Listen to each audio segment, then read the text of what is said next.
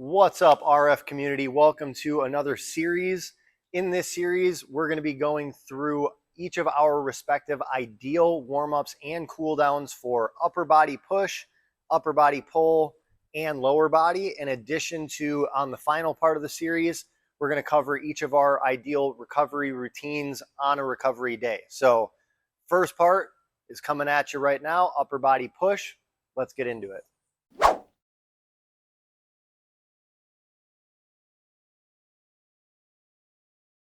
All right, Coach Anthony here with upper body push warm up. How I like to do it with my clients and myself is 2 to 3 rounds of a banded movement along with a lighter movement pattern, which we'll get to in a second. But I like to have them start with some up and overs with the band, keeping tension on the band the whole time. Once we did a few of those, we're gonna go into a banded rotation. We're gonna go 10 each way on that one. Once we get the 10 rotations on that one, we'll move to the lighter movement pattern, which we'll get to in just a second. All right, so we just wrapped up the banded movements for the upper body push warm-up. Now we're going to go on to the lighter movement pattern of the muscle group we're trying to hit. I have push-ups for this one. There's modifications. If you can't do modified push-ups, you can go lighter on a chest press on the bench if you want to do it that way as well. But this helps get all the muscles fired at a little bit lighter of a cadence for the warm-up to get the muscles ready.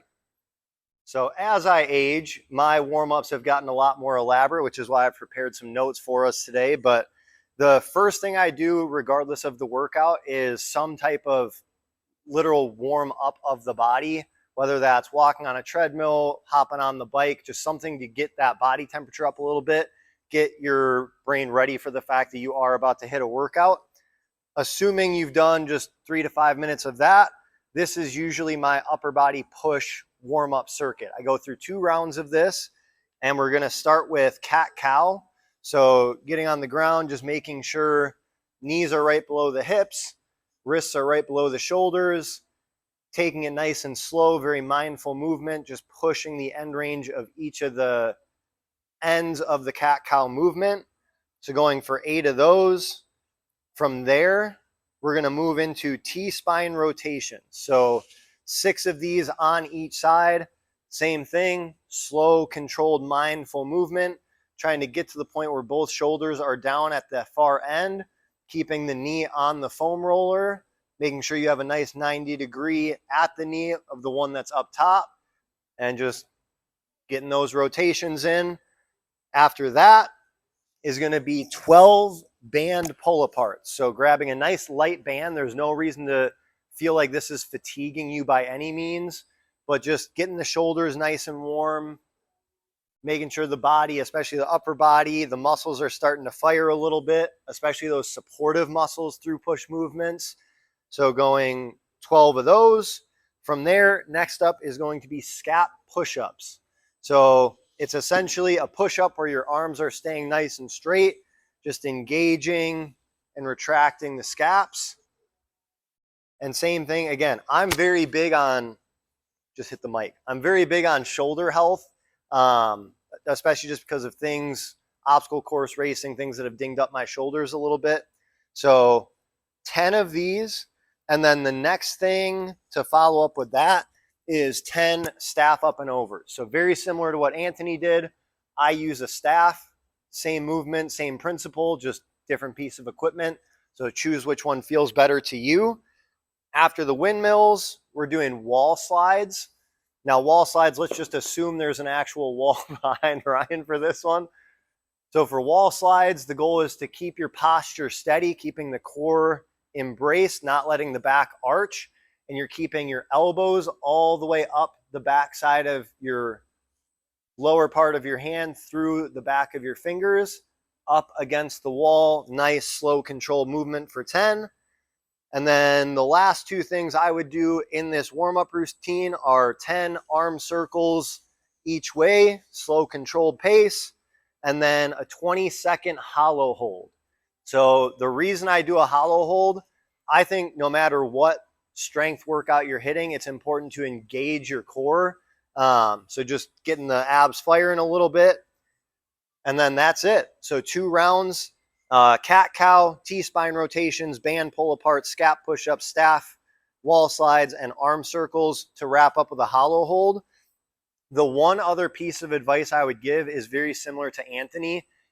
Whatever my main movement is for the day, so for upper body push, let's assume it's a dumbbell bench press, I would do 3 progressive prep sets. So 10 reps extremely light, just focusing on the movement, 8 reps at a moderate weight, and then 5 reps at a nice heavy weight that moves into the working sets.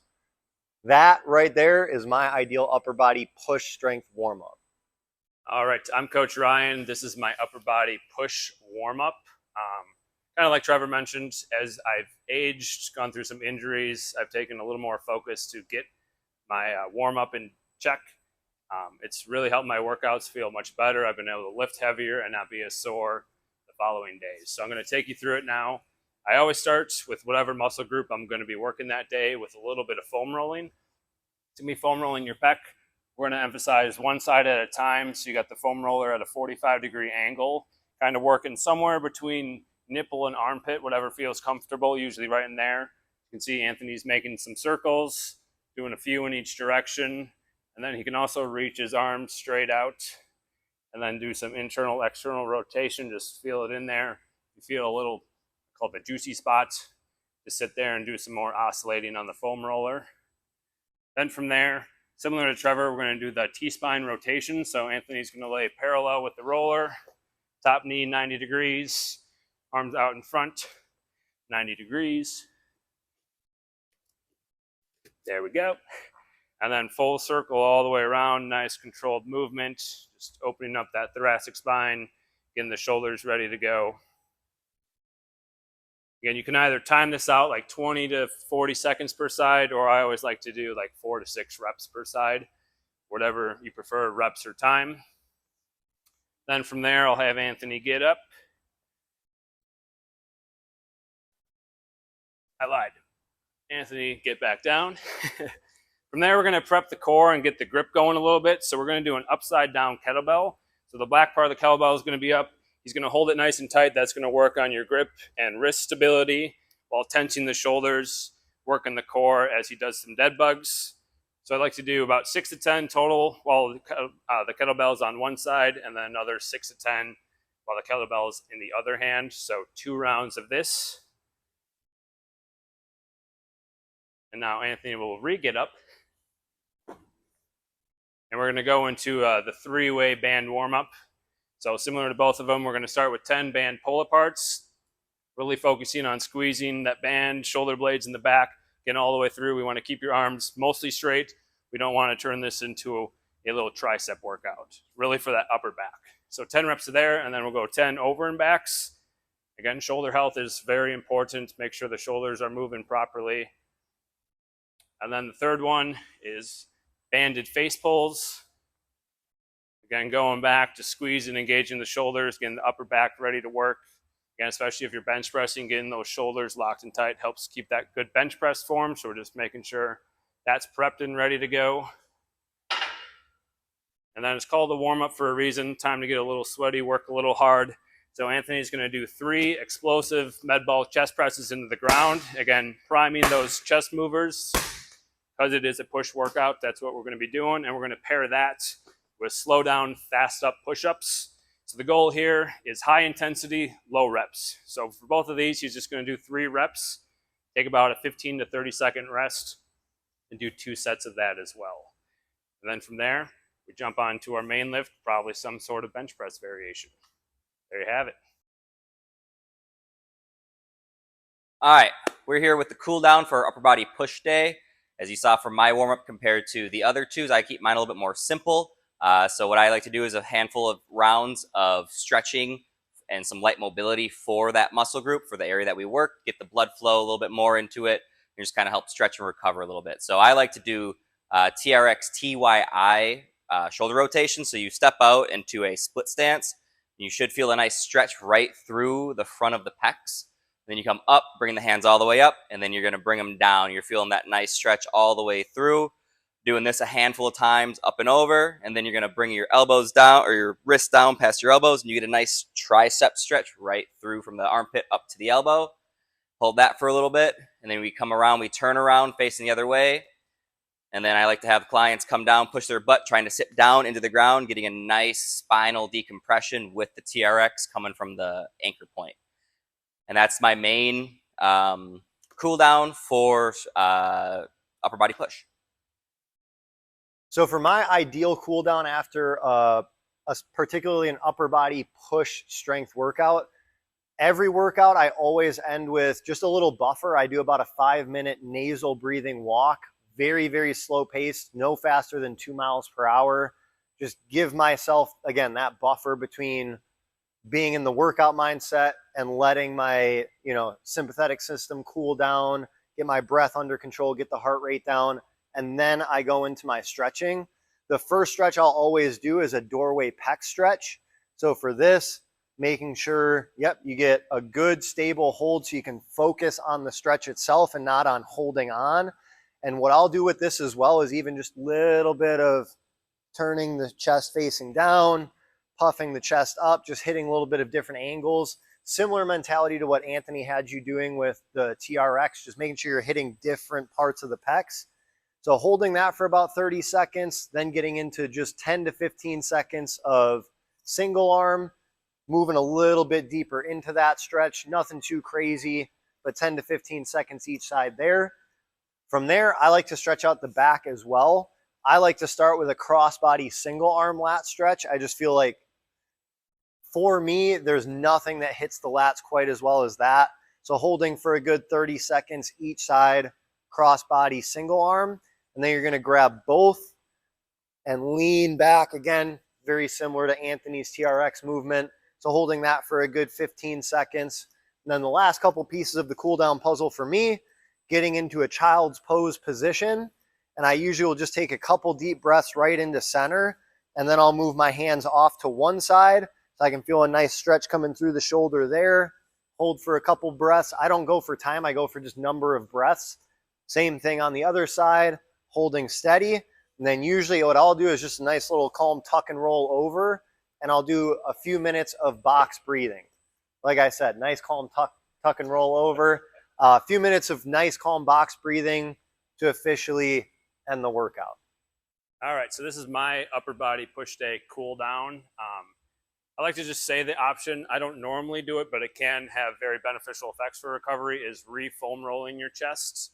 But the two that I really like to go into is very similar to Trevor and Anthony's. However, I'm just going to use a band to do a single arm banded pec stretch with a little distraction. So the band's going to be pulling his arm out this way while he's leaning, creating a nice separation in there, and he's turning his body away. And then I usually face it out, but if you turn your palm up, that'll start to trickle a little bit into the bicep, and that front down bicep gets stressed when doing some bench press. So it's a nice stretch to hold. And then trying to do that for 30 to 60 seconds per side. Really sit there and let that rip out. And then from there, you're going to reward yourself. You worked out hard. We're going to down-regulate your nervous system to send you on your way. He's going to lay, make sure it's butt's on the foam roller, head's on the foam roller, right down the spine, arms out to the side. Again, we want to just open all that up. And then he's going to focus on some nice big breathing in through the nose, out through the mouth, trying to draw your breath into your chest, really open that up. And say, sit there for at least a minute, up to 5 minutes. Longer if you have the time and or gumption to do so, but at least a minute, just calm everything down before you go back up to about your day. So that's my cool down for upper body push. There you have it. There you have it indeed. That is each of our respective ideal warm-ups and cool downs for an upper body push strength workout. Keep in mind, all of us have different training philosophies. All of us prioritize different things with our training. That bleeds into the warm-up and cool down, how we go about it. Make sure that you test out each of these. So the first time you're doing an upper body push workout, test out one, work through each of them, and then you'll start to feel based on how you perform during the workout, how you're feeling going into it, all those things, which specific warm-up exercises work well for you, which ones don't. And eventually, you'll be able to Frankenstein's monster your way into your own unique warm-up and cool down for upper body push. But hopefully that helps. If you have a go-to warm-up movement that you didn't see in this video, make sure you throw it in the comments. If you go and try out one of these and you really like it, really hate it, throw that in the comments, and we will see you in the next one.